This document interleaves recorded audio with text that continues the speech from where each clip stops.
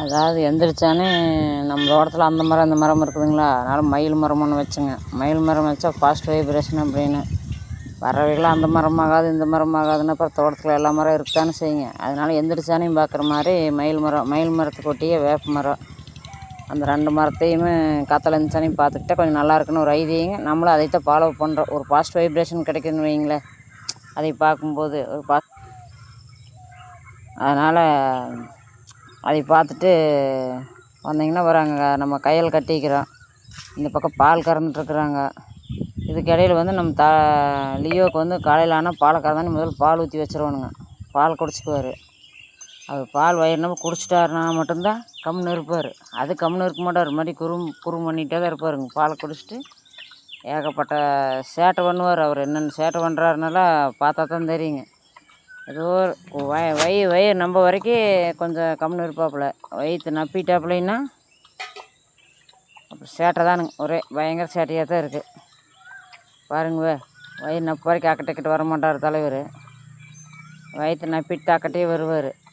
வயிற்று நப்பிட்டு அக்கட்டு வந்தால் தான் அவர் வேலையே ஊரங்காமிப்பார். வந்து இங்கே டாம் நின்றுருக்கேன், டாமுக்கிட்ட வந்து பம்பு கொண்டு போவாப்புல. டாம் கம்முன்னு தான் இருக்குது.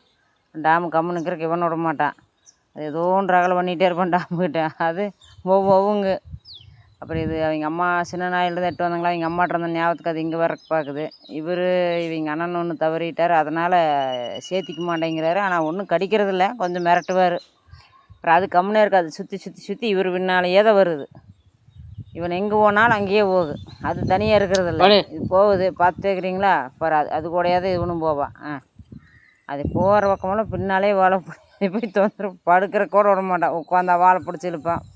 இதுக்கிடையில் காலையில் நேரம் எப்பவுமே நம்மளுக்கு கடுத்தரையில் இந்த சோளத்தட்டு வைக்கப்புல் போடுறனால நெல் சோளமெல்லாம் விழுந்துருக்குங்களா, புறா வந்து எப்பவுமே அதுக்கு தேவையான உணவுகளை காலையில் டிஃபன் நம்ம வீட்டில் மாதிரி வந்து வயிறு நம்பி பொறுக்கிட்டு போயிருங்க. நல்லா வயிறு நம்பி சாப்பிட்டு தான் போகும். எப்போ வந்தாலும் வந்து காலையில் நேரம் நாங்கள் அது வந்து பொறுக்க வரைக்கும் எதெல்லாம் கூட்ட மாட்டோம், கடுத்தரையெல்லாம் விட்டுருவோம். அது வந்து சாப்பிட்டு போட்டு அப்படின்ட்டு. அதுக்கெல்லாம் வந்து இன்னும் நிறைய வந்திருக்கு, நீ கம்மியாக வந்திருக்குதுங்க. இதுக்கடையில் மறுபடியும் நம்ம லியோ ஆரம்பிச்சிட்டாரு. லியோ இங்கே வா, அது வந்து முடிக்கி விட்டார் லியோ வந்து ஒரு மாட்டி.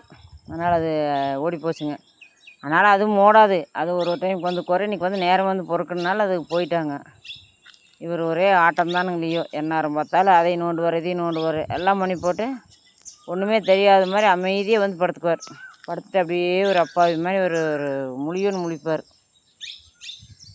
ஆனால் கம்முன்னு மட்டும் இருக்க மாட்டாப்புல, அங்கேயும் இங்கேயும் ஓடிக்கிட்டே தான் இருப்பாப்புல. இங்கே அங்கே ஏதோ ஒரு பக்கம் நடந்தே சலிப்பாப்புல. ரொம்ப டயர்டானால் கம்முன்னு படுத்துக்குவாப்புலைங்க. அப்போ